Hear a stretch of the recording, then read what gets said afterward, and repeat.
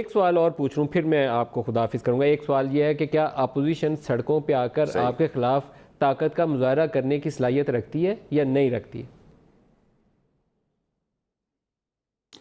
دیکھیں اگر کوئی پاک صاف نیک اور ایک اپوزیشن ہوتی، گندے انڈوں سے چوزے نہیں نکلتے. سیاسی گندے انڈے جو ہیں وہ ٹوکریوں میں پھینکے جاتے ہیں.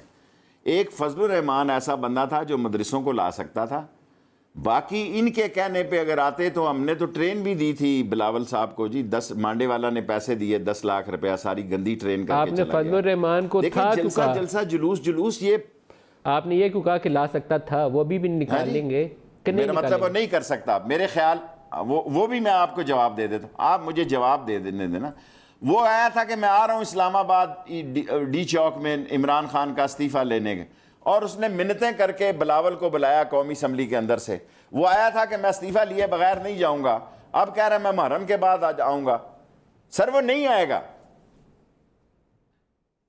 وہ کون آئے گا؟ ایک عمران خان کو ایک کریڈٹ جاتا ہے کہ وہ قوم یہ سمجھتی ہے کہ یہ دیانتدار آدمی ہے اور اس میں کرپشن کا ایلیمنٹ نہیں ہے، اور دوسری طرف گند بلا ہے. یہ گندے انڈوں سے، گندے سیاسی انڈوں سے کوئی سیاسی چوزوں کا رزلٹ نہیں نکل سکتا. یہ آپ کا سوال تھا، میں نہیں سمجھتا. دیکھیں 5-10 ہزار آدمی تو میرے جیسا بندہ جو بیچارہ تھکا ہوا ہے اور رنگ بسٹن جس کے بیٹھے ہیں، جس کے پلگوں میں کچرا ہے، وہ 10,000 بندے لال حویلی کے باہر 13 اگست کو اکٹھے کر دے گا جی. 50,000 20,000 کیا وہ میرے لیے لڑنے کے لیے تیار ہے؟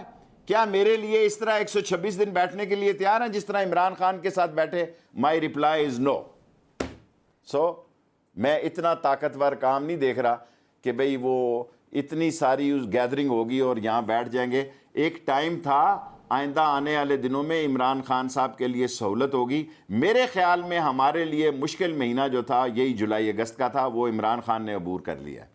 یہ جولائی اور اگست انشاءاللہ تعالی نکل گیا تو بہتری کے حالات آ جائیں.